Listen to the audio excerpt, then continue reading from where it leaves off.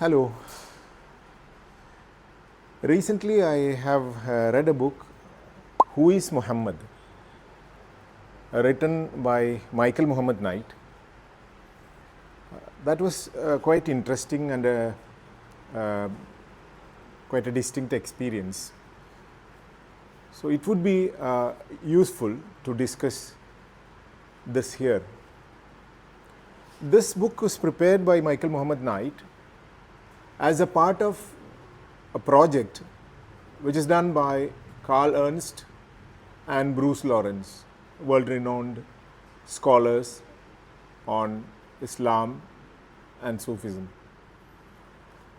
Michael Muhammad Knight has written many books, around 10 works. This is quite recent, and this was published in 2023. Here, this book is divided into many chapters, and why he chose to write on Muhammad, he says, and which way he perceives Muhammad also he says in this work. It is very interesting to note that most of his writings are biographical. He mixes it his early life, and he writes a very interesting anecdote here that he wrote when he was in school, sophomore. He wrote letters to Charles Manson and also Malcolm X. So in that he says he left Charles Manson and he followed Malcolm X. He says Malcolm X was his inspiration. And why he chose Muhammad? That is the next question. He says again, Muhammad, the Prophet of Islam, has influenced the whole world and many people over the years, and they try to copy him inch to inch out of reverence and respect. Here in this work he says, the idea of Muhammad is not static. It evolves, meaning every single person could, or they follow probably a shade different prophet, Muhammad. So this concept is not discussed very often. So it was quite interesting.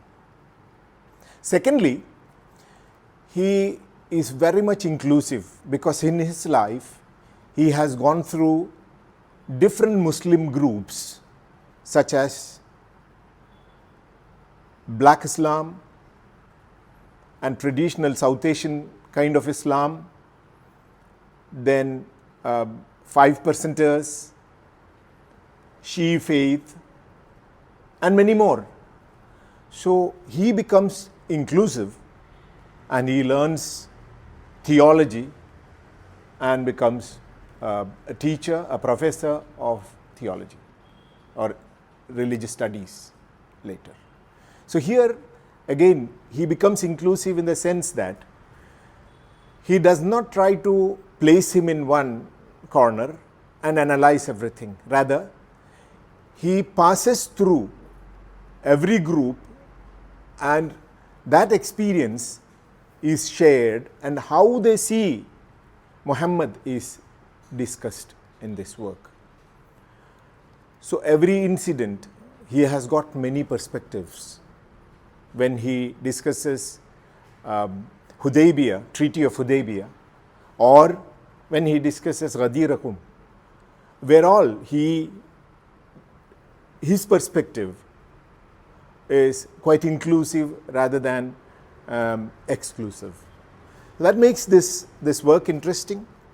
It's around 190 pages, easy to read, because as I said in the beginning, it has got an autobiographical tone, and also it is deep when you read, the history, he goes deeper and references are rich.